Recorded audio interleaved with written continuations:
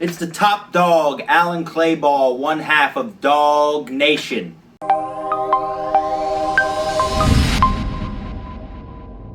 In the beginning of your career, you were known as AC Wolf. Tell us about how that all came to be. Well, I was a hairy dude. I thought, I need some kind of gimmick. And I was like, maybe I could try a werewolf. Really, it was just me at first. I had generic gear. I didn't have anything werewolfy. It was just a name. And then it transformed into a werewolf gimmick. I started wearing furry gloves. I started getting custom gear. I had a big furry jacket. I wore contact lenses to have, a real werewolf feel. I didn't really talk. All mannerisms and howling. And, I enjoyed having that as my first gimmick. The first tag team you were in was Hollywoof with Ron Holiday. How did that tag team come about, and how do you feel about the team? Ron Holiday, such a character.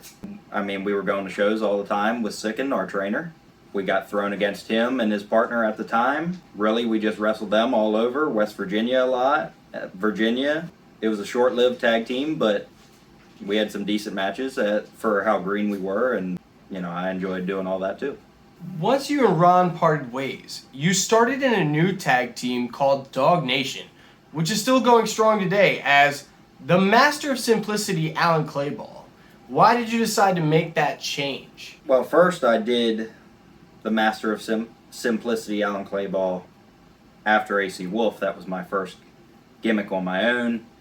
Then I kind of transformed into carrying the big jug of water around, hydrated Alan Clayball. Then it became Dog Nation. I'm now the top dog, Alan Clayball.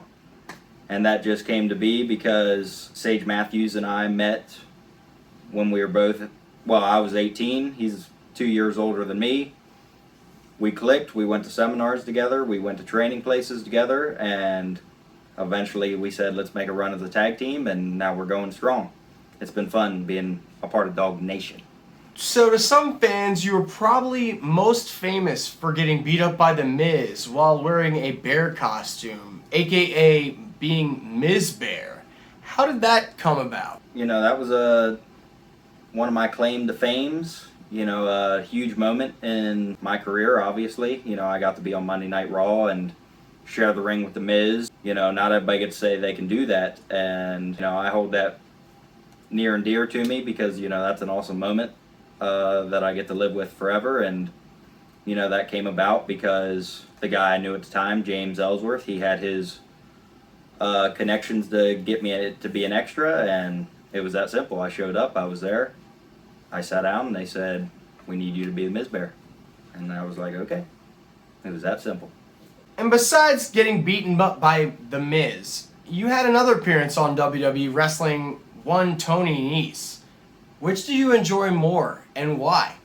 The match is definitely, I'd say, I don't know if I enjoy either one more. They're both great opportunities. The match was definitely awesome because, I got to say I had a match on WWE television. It was 205 Live, but it's still their programming. It was an amazing experience. Who knows if I'll ever get that opportunity again, so it's something that it's like, wow, I really did that. Even if I never made it, I've done a lot more than a lot of people can say. So, I've got to ask, why are you so concerned about hydration? You gotta stay hydrated. Come on now. I lived that gimmick. Gallons of water, chugging them day after day. It was beautiful. Cleared my soul. I was having top-notch matches at that point. But then, my body adapted so much, I knew, top dog time. What's your funniest road story? There's been so many. I guess one would be, right here off the top of my head, is once Michael's Amadio and I were traveling. We did a show in West Virginia.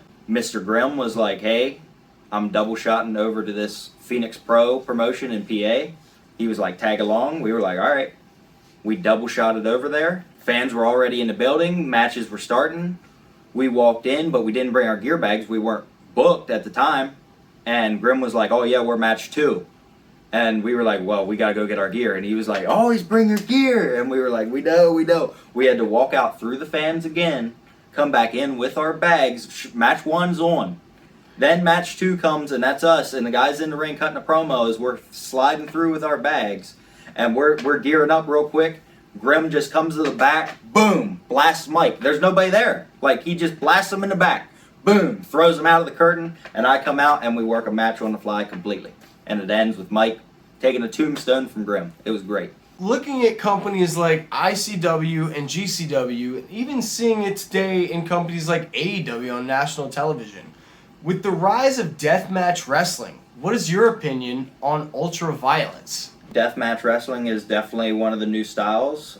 I mean, it draws a crowd. I don't see anything that's terribly wrong with it, and I wouldn't mind trying one of those matches too. As a tag team, Dog Nation, you know, even if it was a comedy style deathmatch, like, and we'd get whooped, like, we're down to do a deathmatch, and, you know, I don't see any problem with people having those kind of matches on their shows, as long as that's the atmosphere that crowd, you know, wants to see. You're saying Sage Matthews is looking forward to maybe doing a death match as a tag team with Dog Nation? Oh, yeah. Definitely. We would definitely do a death match as a tag team. So do you believe that professional wrestling is a dying art in 2021? I wouldn't say that. The crowds right now are, I'd say, the hottest they've ever been. Places are getting sold out all the time. Big promotions, small promotions. Crowds are hot. Whether there's as many as there used to be when it comes to fans, who knows? But I'd say it's still a booming business. Besides being in a WWE ring, which is obviously really cool and a highlight for any career, what has been your favorite moment in the business? I mean, there's been a ton. You know, I've got to work with many great friends that I've met. I've got to work with a few names. It's hard to pick right off the top of the head. I mean, there was a match where I got to work Hornswoggle. That was a great opportunity. That was an awesome match. I had a lot of fun. I got compliments. Sage Matthews and myself got compliments from Rhino even after the match, saying, like, you know, you guys had good intensity and stuff. And, you know, that's a moment where it's like, whoa, you know, this guy took the time to watch our and had nothing but good things to say about us. Like, we felt like, you know, we're doing the right thing here and we're on the right track, and we hope to keep pushing forward and keep making more moments. Like I said, top dog, Alan Clayball, Dog Nation, right here, Clayball, Clayball, on Facebook, that's what it is, Alan Clayball. Instagram, same thing, and Twitter, @Alan Clayball. I mean, it doesn't get that much simpler. And thank you for your time and hanging out with us here at KayFabe Junkies.